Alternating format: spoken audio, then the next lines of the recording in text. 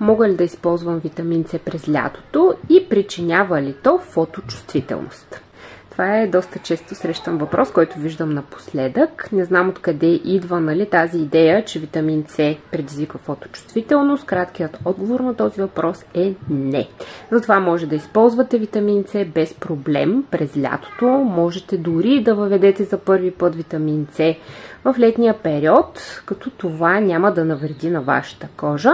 А защо тогава се препоръчва да използваме слънцезащита, когато витамин С е в нашата сутрешна рутина? Това е така, защото витамин С само по себе си не може да защити нашата кожа от УВ увреждане.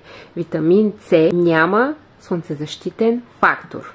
Защото има някакво объркване, че витамин С всъщност може да ни защити от фотоувреждане, може да ни защити от свободните радикали, които се образуват под действие на УВ лъчите.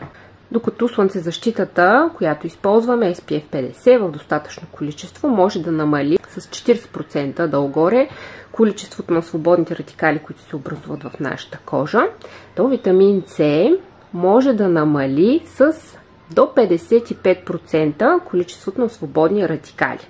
Тоест, когато ги комбинираме заедно, много значително намаляваме брой на тези активни форми на кислорода, които реагират с различни клетъчни структури и предизвикват всъщност увреждане. А това се отразява изключително зле върху здравето на нашата кожа.